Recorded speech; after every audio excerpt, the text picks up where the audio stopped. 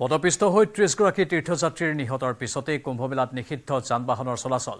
কুম্ভমেলা এলেকাত নো ভেহিকল জোন ঘোষণা কৰি সকলো ধৰণৰ বাহনৰ প্ৰৱেশত কঠোৰ নিষেধাজ্ঞা আৰোপ কৰা হৈছে। ৪ ফেব্ৰুৱাৰীলৈকে চাৰিচকীয়া বাহনৰ প্ৰৱেশ সম্পূৰ্ণৰূপে নিষিদ্ধ কৰা হৈছে। ইয়াৰ উপৰিও মহাকুম্ভমেলাত সকলো ধৰণৰ VVIP পাছ বাতিল কৰিছে আৰু এই কথা জানিবলৈ দিয়ে মহাকুম্ভৰ উপ মহাপৰিদৰ্শক বৈভৱ কৃষ্ণই। ইফালে মহাকুম্ভ মেলাত যান-জঁটলৈ লক্ষ্য ৰাখি প্ৰয়াগৰাজৰ পৰা অহা যান-বাহনসমূহ জিলা সীমান্তলৈকে হে চলাচলত অনুমতি প্ৰদান কৰিছে যান-বাহন আৰক্ষীয়ে।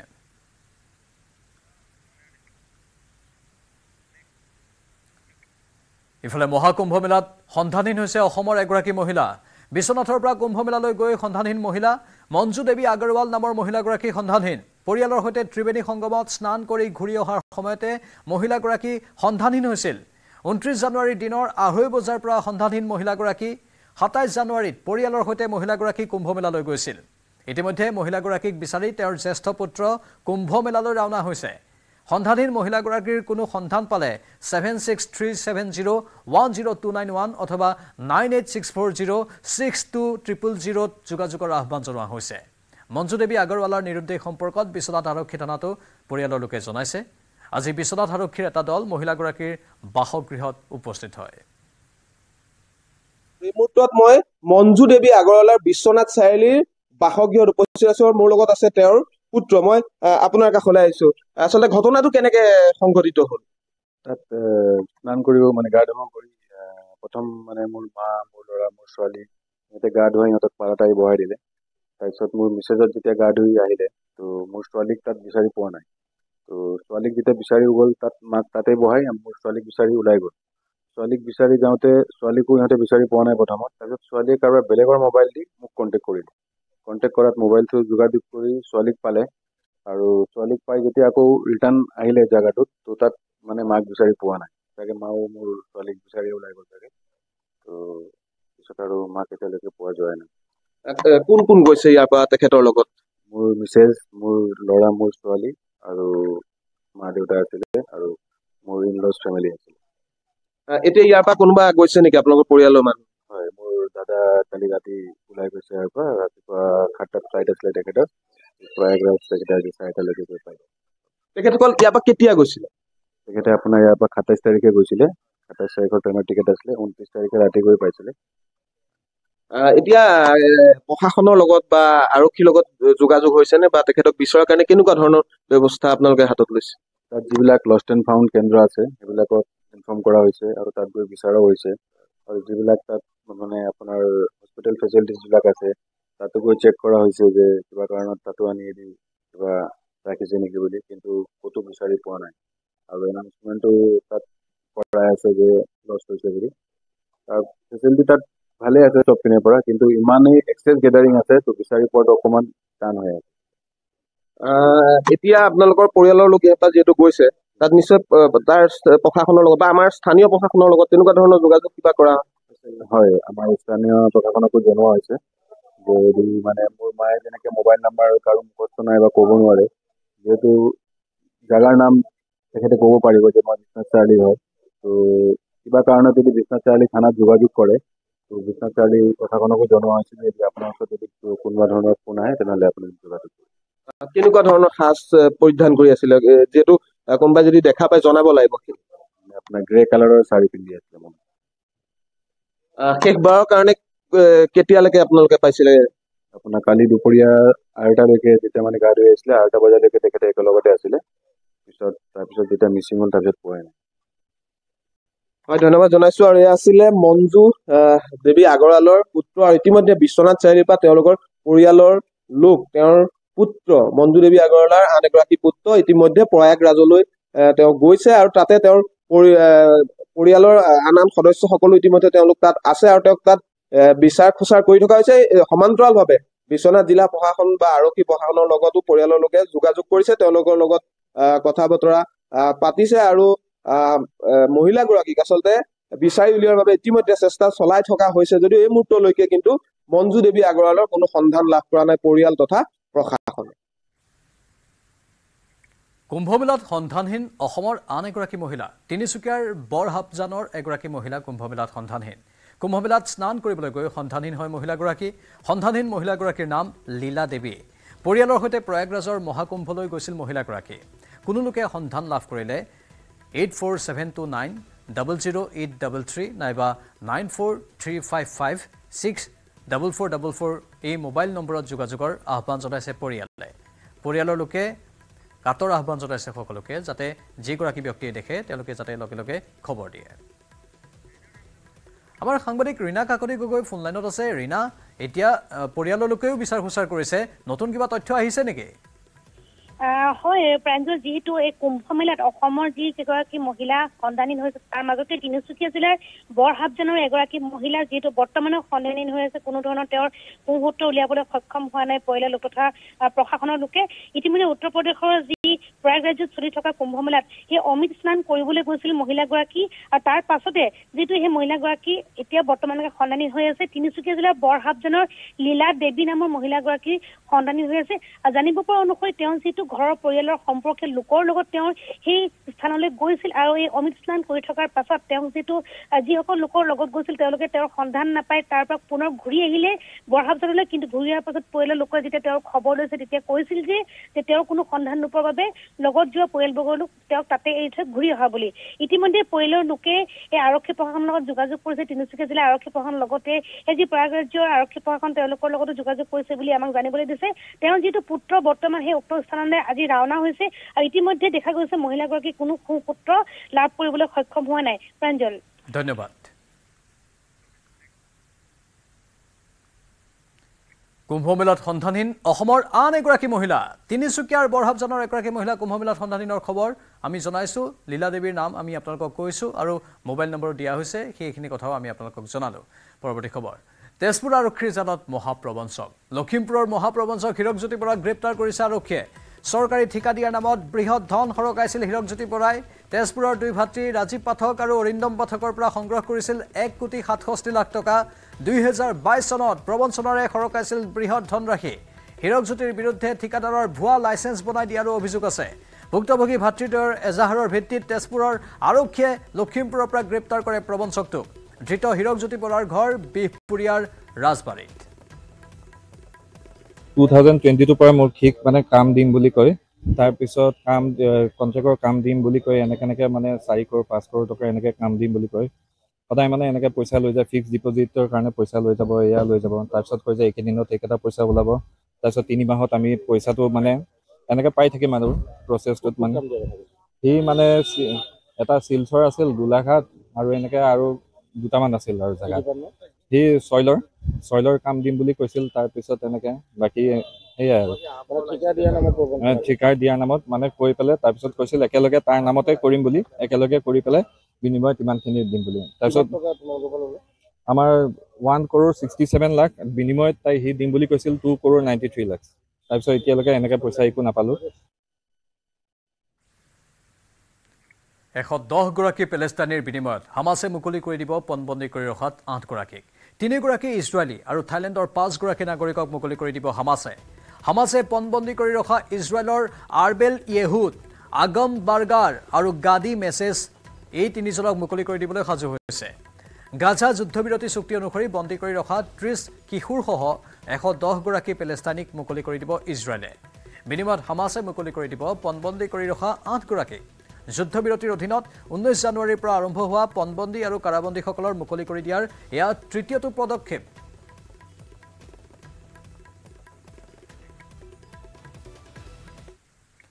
গুৱাহাটী ৰেল ষ্টেচনত 6,45 লাখ টকাৰ ড্ৰাগছ জব্দ আৰপিএফ আৰু এনচিবিৰ যৌথ অভিযানত জব্দ বৃহৎ পৰিমাণৰ ড্ৰাগছ শিলচৰ সেকেন্দ্ৰাবাদ এক্সপ্ৰেছৰ পৰা জব্দ এই ড্ৰাগছখিনি বদৰপুৰৰ পৰা কোচবিহাৰলৈ সৰবৰাহ কৰিছিল ড্ৰাগছখিনি ড্ৰাগছসহ গ্ৰেপ্তাৰ ৰচিদুল হক নামৰ এটা সৰবৰাহকাৰী কৌশলেৰে খালী চিপিউৰ ভিতৰত ভৰাই আনিছিল ইয়াবা টেবলেটখিনিৰ ওজন প্ৰায় 1.5 কেজি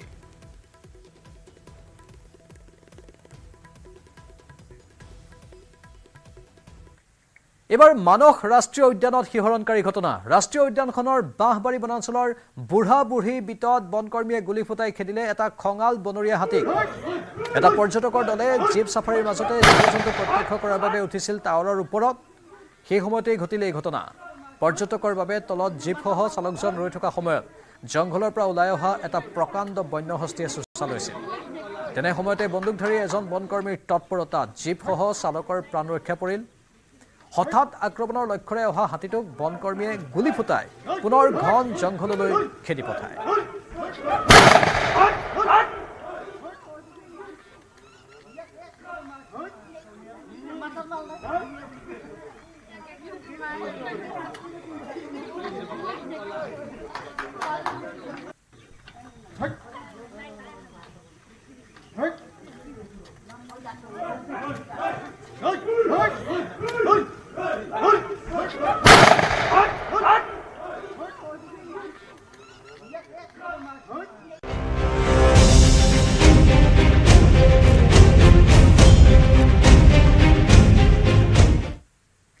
উদ্বেগজনকভাৱে প্ৰদূষিত হৈছে গুৱাহাটী মহানগৰ। বিষাক্ত হৈ পৰিছে গুৱাহাটীৰ জলবায়ু।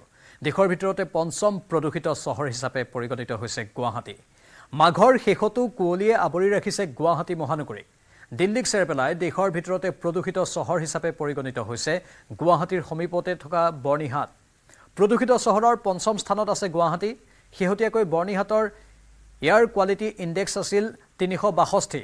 গুৱাহাটী মহানগৰীৰ বায়ুৰ মান সূচাংক 258। গুৱাহাটী মহানগৰীত যধে মধে চলা নিৰ্মাণ কাৰ্য তথা অতিমাত্ৰা বাহন চলাচলৰ ফলত গুৱাহাটীত বৃদ্ধি পোৱা বায়ু প্ৰদূষণে ভাবুকি কঢ়িয়াইছে মহানগৰবাসীলৈ।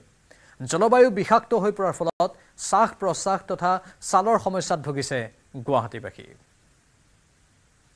আমাৰ এনেকুৱা দিগদাৰ আছে, মই হাৰ্টৰ পেচেণ্ট হয়, মানে এনেকুৱা সমস্যা মই ৰাস্তাত ওলাব নোৱাৰো। ঘৰৰ ভিতৰত দৰ্জা খিৰিকী বন্ধ কৰি থাকিব লাগে। 5 মিনিটৰ কাৰণে দৰ্জা খুলিনো মানুহকেইটা ওলোৱা সোমোৱা কৰোঁ, দৰ্জা বন্ধ, তথাপিতো ধূলি। এনেকুৱা এটা ধূলি হৈছে না, আমাৰ ঔষধ জৰিছে যে এইখিনিত আহিলোৱে কিয় থাকোৱে কিয়, মানে এনেকুৱা। আমাৰতো বেমাৰী মানুহ না, আমাৰ কোন টাইমত কি হৈ যায় কোনো ক'ব নোৱাৰি। মানে এনেকুৱা হৈছে নাকে মুখে চকুৰ প্ৰব্লেম হৈ গৈছে। বাচ্ছাবিলাক ৰাস্তাত আহিব নোৱাৰি, ঘৰৰ ভিতৰত দৰ্জা বন্ধ কৰি আমি আছো, এনেকুৱা সমস্যা। CRPFৰ DG হিচাপে দায়িত্বভাৰ গ্ৰহণ GP সিঙৰ। দিল্লীৰ মুখ্য কাৰ্যালয়ত দায়িত্ব ল'লে GP সিঙে। বুধবাৰে অসমৰ পৰা বিদায় লৈছিল GP সিঙে। বুধবাৰে দিল্লীলৈ ৰাওনা হৈছিল প্ৰাক্তন DGP গৰাকী। আজি দিল্লীত CRPFৰ সঞ্চালক প্ৰধান হিচাপে দায়িত্বভাৰ গ্ৰহণ কৰিলে অসমৰ প্ৰাক্তন আৰক্ষী সঞ্চালক প্ৰধানগৰাকীয়ে।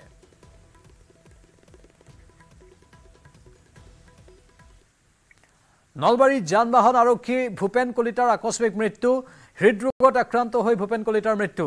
ঢেকিয়াজুলিত অনুষ্ঠিত ক্ৰীড়া প্ৰতিযোগিতাত অংশ লৈছিল কলিতাই। খেলৰ বাবে সাজু হৈ থাকোঁতেই হঠাৎ ঢলি পৰিছিল যান বাহন আৰক্ষী ভূপেন কলিতা।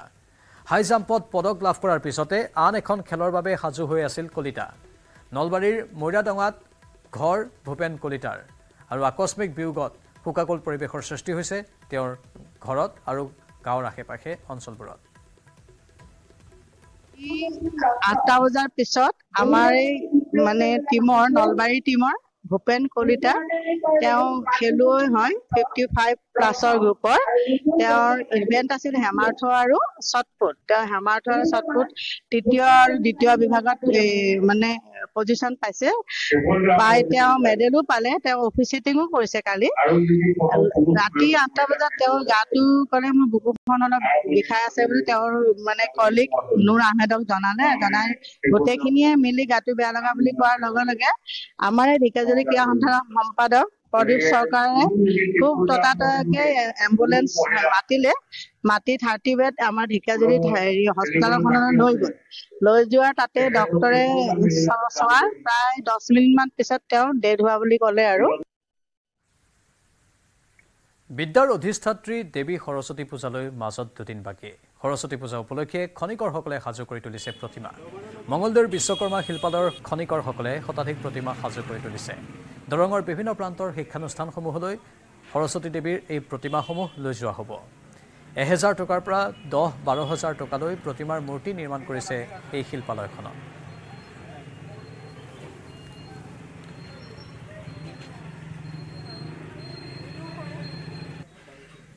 পশ্চিম মঙলদৈ বিশ্বকৰ্মা শিল্পালয়ত আৰু এইখন শিল্পালয়ত আচলতে প্ৰায় অৰ্ধশতাধিক মৃন্ময় মূৰ্তি সাজু কৰি তোলা হৈছে। আৰু এই মৃন্ময় মূৰ্তিসমূহ মঙলদৈ বিভিন্ন প্ৰান্তত অনুষ্ঠিত হ'ব লগা সৰস্বতী পূজালৈকে লৈ যোৱা হ'ব। আমি দেখুৱাইছোঁ এয়া মঙলদৈ বিশ্বকৰ্মা শিল্পালয়ৰ দৃশ্য আৰু বিশ্বকৰ্মা শিল্পালয়ত এই ধৰণে মৃন্ময় মূৰ্তিসমূহ সাজু কৰি তোলা হৈছে আমি শিল্পীসকলৰ কথা ক'বলৈ চেষ্টা কৰিম কি দামত বিক্ৰী কৰা হৈছে লগতে কিমান ডাঙৰ ইয়াতে মূৰ্তি আছে ক'ত লৈ যোৱা হ'ব কিমান ডাঙৰ মূৰ্তি এইবাৰ মূৰ্তি এইবাৰ 1500 আছে 2000 আছে 5000 6000 এনেকুৱা চাইজ লৈ দামবিলাক হয় কিমান চাইজৰ আছে চাইজ 6 ফুটি আছে 5 ফুটি আছে এইফালে আমাৰ 10 ফুটি এটা আছে আৰু 2.5 ফুটি 3 ফুটি এনেকুৱা চাইজৰ আছে আৰু ক'লৈকে লৈ যাব এইবিলাক অৰ্ডাৰ আছে আমাৰ মঙলদৈ ব্লেণ্ডাৰ আছে চিপাজাৰত যাব মঙলদৈতে গোটেইখিনি জেগাত যাব হয় এতিয়া কিমান বনাইছে এইবাৰ আমাৰ 150 বনোৱা হৈছে ডাঙৰ সৰু মিলাই 150 নিশ্চয়কৈ আমি দেখুৱাইছোঁ আচলতে মৃন্ময় মূৰ্তিসমূহ সাজু কৰি তোলা হৈছে ভিতৰৰ ভাগত আমি দেখুৱাম যে মঙলদৈ যিসমূহ অনুষ্ঠান প্ৰতিষ্ঠানত অনুষ্ঠিত হ'ব লগা যি সৰস্বতী পূজা এই সৰস্বতী পূজাক লৈ আচলতে অনুষ্ঠান প্ৰতিষ্ঠানসমূহ সাজু হৈছে সমান্তৰালকৈ মৃৎশিল্পীসকলে এই ধৰণে মৃন্ময় মূৰ্তিসমূহ সাজু কৰি তোলে আছে যিহেতু মাজত মাত্ৰ 2 দিন বাকী সৰস্বতী পূজালৈ আৰু ইয়াৰ পূৰ্বে আমি দেখুৱাইছোঁ কি ধৰণে মৃন্ময় মূৰ্তিসমূহ ইয়াতে সাজু কৰি তুলিছে ডাঙৰ সৰু বিভিন্ন আকাৰৰ এটা মূৰ্তি ৰখা হৈছে এই মূৰ্তিসমূহ অনুষ্ঠান প্ৰতিষ্ঠানৰ যি হ'ব লগা সৰস্বতী পূজালৈকে ৰপ্তানি কৰা হ'ব লৈ যোৱা হ'ব আৰু দেখুৱাইছোঁ মঙলদৈ বিশ্বকৰ্মা শিল্পালয়ৰ দৃশ্য আৰু বিশ্বকৰ্মা শিল্পালয়ত এই ধৰণে সাজু কৰি তুলিছে মৃন্ময় মূৰ্তিসমূহ এই কিমান দিনৰ পৰা আপোনালোকে এই মূৰ্তি বনায় ইয়াতেতো আমাৰ বেছি বছৰ আমাৰ 15 বছৰমান হ'ল এতিয়া আমাৰ আগত দাদাহঁতে বনাইছে আগৰ পৰা এনেকুৱা আপোনালোক কিমান দিন লাগে এই মূৰ্তি বনাওঁতে কিমান দিন লাগে এটা লাগে 3 দিন 4 দিন এনেকুৱা কৰি লাগে এটা মূৰ্তিত হয় সঠিক পাই আছোঁ হয় এয়া পুনৰ কৈছোঁ যে সৰস্বতী পূজা আৰু বিদ্যাৰ অধিষ্ঠাত্ৰী দেৱী সৰস্বতী পূজা উপলক্ষে দেখিবলৈ পোৱা গৈছে মৃন্ময় মূৰ্তিসমূহত অন্তিম পৰশ দিয়াত ব্যস্ত মৃৎশিল্পীসকল মাজত মাত্ৰ যিহেতু 2 দিন বাকী আৰু তেনে সময়তে দেখিবলৈ পোৱা গৈছে এফালে অনুষ্ঠান যি প্ৰতিষ্ঠানসমূহে সাজু হৈছে বা সৰস্বতী পূজাক লৈ আনফালে দেখিবলৈ পোৱা গৈছে মৃন্ময় মূৰ্তিসমূহত অন্তিম পৰশ দিয়াত ব্যস্ত মৃৎশিল্পীসকলো ইফালে সৰস্বতী পূজা উদযাপনৰ বাবে সাজু হৈছে শিক্ষাৰ্থীসকল গহপুৰৰ প্ৰতিখন বিদ্যালয়ত এতিয়া শিক্ষাৰ্থীসকলৰ ব্যস্ততা শিক্ষাৰ্থীসকলে শ্ৰেণীকোঠাসমূহ পৰিষ্কাৰ কৰাত ব্যস্ত হৈ পৰিছে বিদ্যালয়সমূহৰ চৌহদ চাফচিকুণতো ব্যস্ত হৈ পৰিছে শিক্ষা জীৱনৰ ভালৰ বাবে সৰস্বতী দেৱীৰ চৰণত আশীষ ল'ব সকলোৱে গহপুৰৰ চেনিজান প্ৰাথমিক বিদ্যালয়ৰ শিক্ষাৰ্থীসকলেও সৰস্বতী পূজা পালনৰ বাবে সাজু হৈ পৰিছে সকলোৰে মাজত উৎসাহ আনন্দ বিৰাজ কৰা দেখা গৈছে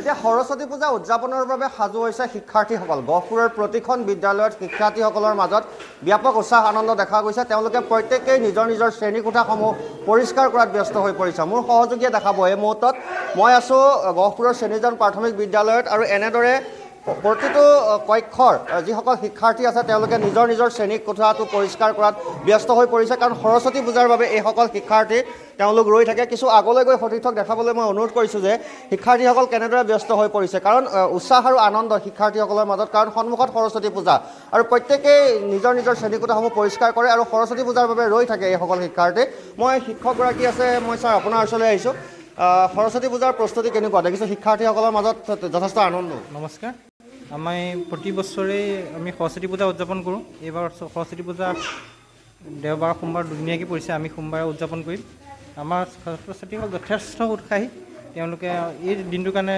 অপেক্ষা কৰি থাকে আৰু সৰস্বতী পূজাৰ দিনটোত আয়োজন কেনেদৰে কৰিছে আমি এইবাৰ মাহ প্ৰসাদেৰে আয়োজন কৰিম আগতে আমি অলপ কেতিয়াবা খিচিৰি কেতিয়াবা ৰুটি দালি দিওঁ এইবাৰ মাহ প্ৰসাদেৰে হ'ব নিশ্চয়কৈ আৰু এনেদৰে শিক্ষাৰ্থীসকল তেওঁলোক খুব ব্যস্ত আৰু এগৰাকী শিক্ষক আছে মই আপোনাৰ ওচৰলৈ আহিছোঁ সন্মুখত সৰস্বতী পূজা শিক্ষাৰ্থীসকলৰ মাজত উৎসাহ আনন্দ গতিকে কি ক'ম হয় আমাৰ বিদ্যালয়খনত বিগত বছৰৰ দৰে সৰস্বতী পূজা উদযাপন কৰা হ'ব আৰু গোটেই অসমবাসীক আপোনালোকৰ চেনেলৰ জৰিয়তে সৰস্বতী পূজাৰ শুভেচ্ছা যাচিছোঁ। নিশ্চয় এইসকল শিক্ষাৰ্থী তেওঁলোক প্ৰত্যেকেই নিজৰ নিজৰ কামত ব্যস্ত হৈ আছে। বিদ্যালয়ৰ চৌহদখন পৰিষ্কাৰ কৰিছে, বিদ্যালয়ৰ শ্ৰেণীকোঠাসমূহ পৰিষ্কাৰ কৰিছে, আৰু এয়াই হৈছে এইসকল কণ কণ শিক্ষাৰ্থীৰ মাজত সৰস্বতী পূজাক লৈ আনন্দ উৎসাহ। সৰস্বতী পূজা পালেহি। নামটো তোমাৰ? নমস্কাৰ, মোৰ নাম শ্ৰীমতী মধুস্মিতা কুতুম। কৈ ৰুম চাফা কৰি আছা? কোনে কোনে কৰিছে? আৰু তোমালোকৰ লগত কোনে কোনে কৰিছে? আৰু ইয়াৰ ৰুম চাফা কোনে কোনে কৰিছে? লগৰ ৰাণী বা। কেনেকুৱা লাগে? সৰস্বতী পূজা আহিছে এতিয়া, তোমালোকে সৰস্বতী দেৱীৰ প্ৰতিমা তোমালোকে সেৱা কৰিব লাগিব। ভাল লাগে। নিশ্চয়কৈ এইসকল শিক্ষাৰ্থী আৰু সৰস্বতী পূজাৰ দিনটোৰ বাবে শিক্ষাৰ্থীসকল আগ্ৰহেৰে ৰৈ থাকে। তেওঁলোকে সৰস্বতী দেৱীৰ প্ৰতিমাৰ চৰণত আশীষ লয় যে তেওঁলোকৰ শিক্ষা জীৱনসমূহ যাতে ভালে যায়, সেই উদ্দেশ্যে এইসকল শিক্ষাৰ্থী তেওঁলোক ব্যস্ত হৈ পৰা দেখা গৈছে। চেনীজান প্ৰাথমিক বিদ্যালয়ৰ কণ কণ শিক্ষাৰ্থী আৰু প্ৰত্যেকেই এই সৰস্বতী পূজাৰ বাবে অপেক্ষাৰত হৈ আছে, আৰু এনেদৰে গহপুৰৰ চেনীজান প্ৰাথমিক বিদ্যালয়ত প্ৰস্তুতি চলা দেখা গৈছে সৰস্বতী পূজাৰ বাবে। আগৰতলাৰ ৰামনগৰত এটা পৰিয়ালৰ ওপৰত প্ৰাণঘাতী আক্ৰমণ। কুতুব উদ্দিন বৰভূঞা নামৰ লোকজনৰ পৰিয়ালক আক্ৰমণ কৰে একাংশ লোকে। এই ঘটনাক লৈ ৰামনগৰ তাৰাপুৰত উত্তেজনাই বিৰাজ কৰিছে। দুৰ্বৃত্তৰ আক্ৰমণত কৰিম উদ্দিন নামৰ এজনৰ অৱস্থা সংকটজনক হৈ পৰিছে। কুতুব উদ্দিন বৰভূঞাৰ পৰিয়ালৰ আন কেইবাজনো লোক গুৰুতৰভাৱে আহত হৈছে। পৰিস্থিতি নিয়ন্ত্ৰণৰ বাবে আৰক্ষী আৰু অৰ্ধসামৰিক বাহিনী মোতায়েন কৰিবলগীয়া হয়। আহতসকলক ইতিমধ্যে শিলচৰ অসম চিকিৎসা মহাবিদ্যালয় হস্পিটেললৈ প্ৰেৰণ কৰা হৈছে। ইতিমধ্যে তাৰাপুৰ আৰক্ষী চকীত আক্ৰমণকাৰীৰ বিৰুদ্ধে গোচৰ ৰুজু হৈছে। কি কাৰণত কুতুব উদ্দিন বৰভূঞাৰ পৰিয়ালক আক্ৰমণ কৰিছিল সেয়া এতিয়াও পোহৰলৈ অহা নাই।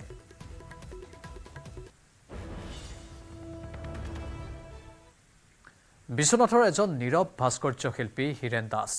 দীৰ্ঘদিন ধৰি বিশ্বনাথৰ মৰল গাঁৱৰ হীৰেণ দাসে নিৰ্মাণ কৰি আহিছে নামঘৰৰ গুৰুআসন। যিগৰাকী শিল্পীয়ে তৈয়াৰ কৰা গুৰুআসন বিশ্বনাথ চাৰিআলিৰ লগতে ৰাজ্যৰ বিভিন্ন প্ৰান্তলৈ ধৰ্মপ্ৰাণ ৰাইজে লৈ গৈছে। শুকান কাঠৰ টুকুৰাত অপূৰ্ব ভাস্কৰ্যৰে প্ৰাণ ঢালি দিয়া হীৰেণ দাসে চিত্ৰ অংকনতো জড়িত হৈ আহিছে। ইতিমধ্যে কেইবাখনো গুৰুআসন তৈয়াৰ কৰিছে ভাস্কৰ্য শিল্পী হীৰেণ দাসে। ৰং তুলিকাৰে সজাই তোলা এই ভাস্কৰ্যসমূহে আকৰ্ষিত কৰি আহিছে সকলোকে। সম্পূৰ্ণ ধৰ্মীয় ৰীতি নীতিৰে নিৰ্মাণ কৰা এই গুৰুআসন বিশ্বৰ আন ঠাইলৈও ইতিমধ্যেই অৰ্ডাৰ লাভ কৰিছে।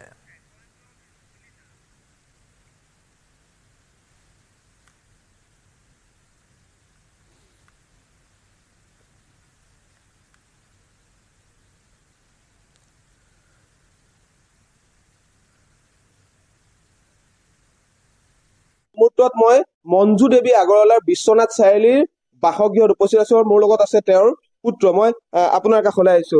আচলতে ঘটনাটো কেনেকে সংঘটিত হ'ল? তাত স্নান কৰিব মানে গা ধুব কৰি প্ৰথম মানে মোৰ মা, মোৰ ল'ৰা, মোৰ ছোৱালী সিহঁতে গা ধুৱাই সিহঁতক পাৰাত আহি বহাই দিলে। আজিৰে পৰা মহানগৰীত তিনিদিনীয়াকৈ আৰম্ভ মুখ্যমন্ত্ৰী হিমন্ত বিশ্ব শৰ্মাৰ জন্মদিনৰ কাৰ্যসূচী। গুৱাহাটী পৌৰ নিগমৰ উদ্যোগত প্ৰতিটো ৱাৰ্ডত চলিছে ভিন্ন কাৰ্যসূচী। ১ নম্বৰ ৱাৰ্ডতো স্বচ্ছতা অভিযানৰে জন্মদিনৰ কাৰ্যসূচী আৰম্ভ কৰা হয়। আজি গাড়ীগাঁও ঈদগাহ ময়দানৰ ৰাজহুৱা শৌচাগাৰ, শৰাইঘাট ৰংগমঞ্চ চৌহদত চাফাই অভিযান চলালে GMCৰ চাফাই কৰ্মীসকলে। পাৰিষদ হুকুম চান আলী বক্সি GMCৰ বিষয়াৰ উপস্থিতিত স্বচ্ছতা অভিযান চলোৱা হয়। মুখ্যমন্ত্ৰীৰ উপজা দিনটোত অৰ্থাৎ ১ ফেব্ৰুৱাৰীত গাড়ীগাঁও বৰনামঘৰ স্বচ্ছতা অভিযান চলাব গুৱাহাটী পৌৰ নিগমে। সন্ধিয়াৰ ভাগত কেক কাটি মুখ্যমন্ত্ৰীৰ জন্মদিন পালন কৰিব পৌৰ নিগমে।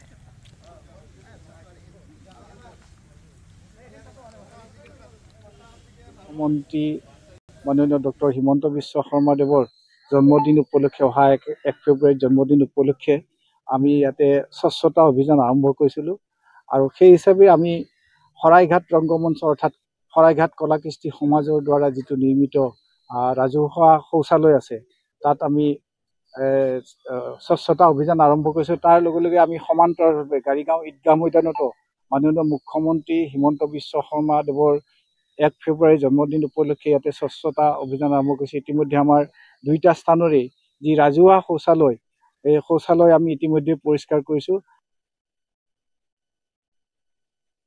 মৰিয়নীত আয়কৰ বিভাগৰ অভিযান। কেইবাখনো ব্যৱসায়িক প্ৰতিষ্ঠানত বিভাগটোৱে চলালে অভিযান।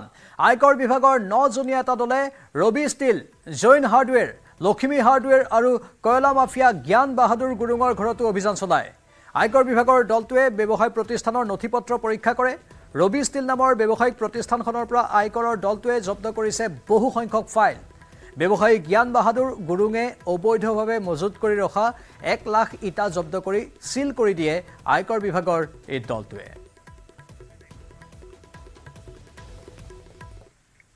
কাইলৈ কলাগুৰু বিষ্ণুপ্ৰসাদ ৰাভাৰ 117 সংখ্যক উপজাতিন তেখেতৰ উপজাতিনটোৰ প্ৰাক্ষণত সাংস্কৃতিক নগৰী তেজপুৰতেই অৱহেলিত কলাগুৰু বিষ্ণুপ্ৰসাদ ৰাভা তেজপুৰ পৌৰসভাৰ কদৰ্য পৰিৱেশৰ মাজত কলাগুৰুৰ আবক্ষ মূৰ্তি আজিলৈকে পৰি থাকিল আৰু পৰিষ্কাৰ কৰা নহল এবাৰো কলাগুৰুৰ পুত্ৰ বিধায়ক পৃথ্বীৰাজ ৰাভা খুদ তেজপুৰ পৌৰসভাৰ পদেন সদস্য হোৱাৰ পাছতো আজিও কদৰ্যময় পৰিৱেশতে আছে কলাগুৰুৰ এই মূৰ্তি আমাৰ সাংবাদিক হেমন্ত নাথৰ এক ৰিপৰ্ট আগবঢ়াইছো হয় কাইলৈ কলাগুৰু বিষ্ণুপ্ৰসাদ ৰাভাৰ 117 সংখ্যক উপজাতি গীতে মাতে সকলোৱে বিষ্ণু ৰাভাক স্মৰণ কৰিব এটা দিনৰ বাবে কিন্তু আমি এক পৰিৱেশ দেখুৱাম মই বৰ্তমান উপস্থিত আছো অসম চৰকাৰৰ সাংস্কৃতিক পৰিক্ৰমা বিভাগৰ কলাগুৰু বিষ্ণুপ্ৰসাদ ৰাভা কলাক্ষেত্ৰ এই ভূমি ইতিমধ্যে শোণিতপুৰ জিলা প্ৰশাসনে প্ৰদান কৰিছিল ইয়াত কলাক্ষেত্ৰ নিৰ্মাণৰ বাবে আৰু দেখা পোৱা গৈছে এই মুহূৰ্তত এই যে স্থানত মই উপস্থিত আছো এই স্থানত এতিয়া তেজপুৰ পৌৰসভাৰ এক কদৰ্য ৰূপ বিভিন্ন জাবৰ জোথৰ বা অব্যৱহৃত যিসমূহ গাড়ী ইয়াত পেলাই ৰখা হৈছে আৰু লেতেৰা আৱৰ্জনাৰ মাজত কেমেৰা সহযোগে দেখুৱাইছে লেতেৰা আৱৰ্জনাৰ মাজত এনেদৰে এতিয়া বিষ্ণুপ্ৰসাদ ৰাভাৰ এই যি আবক্ষ মূৰ্তি আৰু এখন উৱলি যোৱা গামোচা কেমেৰা সহযোগে দেখুৱাইছে কি ক'ব এগৰাকী সাংস্কৃতিক কৰ্মী হিচাপে বৰ দুখজনক কথা এইটো আজি মানে যিটো বুজিলো এইফালে সদায় অহা যোৱা কৰি থাকো এই গেটখন বন্ধ থকাৰ কাৰণে ইমান লক্ষ্য কৰা নহয় অহা কাইলৈ 117 সংখ্যক জন্মদিন আপোনাৰ এই বিষ্ণু ৰাভাৰ এই মূৰ্তিটোলৈ চালে কেনেকুৱা এটা পৰিৱেশত মানে এই মূৰ্তিক ৰখা হৈছে দেখিলে মানে অসমৰ মানুহে এইটো মানে বিৰাট লজ্জাজনক কথা হৈছে আৰু আপোনাৰ এই গামোচাখনলৈ মনত কৰকচোন মানে চকু দিয়ক অকণমান এই গামোচাখন কোন কেতিয়া বাইচাকে কি ৰূপত লগাইছিল কোনে লগাইছিল এতিয়া অৱস্থা চাওক এইখন গামোচাৰ অৱস্থা কি আৰু সঁচা অৰ্থত ক'বলৈ গ'লে মূৰ্তিটো অৱশ্যে মই নাজানো এইটো কোনে বনাইছিল মোৰ ঠিক মনত পৰা নাই এতিয়া কিন্তু তাতো মানে মূৰ্তিটো যেন তেখেতৰ নহয় মোৰ কিবা তেনেকুৱা অনুভৱ হ'ল গতিকে এইটো দুখ লগা কথা আমাৰ তেজপুৰৰ কাৰণে এইটো বৰ লজ্জাজনক কথা মানে হয় যিহেতু আবক্ষ মূৰ্তিটো নিৰ্মাণ কৰা হৈছিল সম্পূৰ্ণ 100% ৰূপ পোৱা নাই কিন্তু নিশ্চয় এইটো সঁচাই দুৰ্ভাগ্যজনক কোনে কৰিছে আচলতে গম নাপাওঁ কিন্তু মোৰ কলাগুৰু বিষ্ণুপ্ৰসাদ ৰাভাৰ যি প্ৰতিমূৰ্তি এইটো সম্পূৰ্ণৰূপে হোৱা নাই আৰু সঁচাই তেজপুৰৰ কাৰণে এইটো লজ্জাজনক বিষয় এনেকুৱা কদৰ্যময় পৰিৱেশৰ মাজত তেওঁৰ মূৰ্তিটো ইয়াত স্থাপন কৰিছে যিহেতু জনপ্ৰতিনিধি কলাগুৰু পুত্ৰ নিজে এজন বিধায়ক আৰু তাৰ পিছতো তেজপুৰ পৌৰসভাই এনেদৰে লেতেৰা পৰিৱেশৰ মাজত ৰাখিছে আৰু যিহেতু বিধায়কগৰাকী নিজে এজন পদেন সদস্য হয় আচলতে আমাৰ যিজন বিধায়ক তেওঁৰ যিহেতুকে তেওঁ যিখিনি কৰিব লগা আছে কৰিছে কিন্তু পৌৰসভাৰ এইটো দায়িত্ব পৌৰসভাই যিখিনি ব্যৱস্থা ল'ব লাগিছিল সেইখিনি গাফিলতি নিশ্চয় কৰিছে সেইকাৰণে আজি এই অৱস্থা হৈছে আৰু সময় হৈছে এতিয়াৰ বাতৰিৰ পৰা বিদায় লোৱাৰ নমস্কাৰ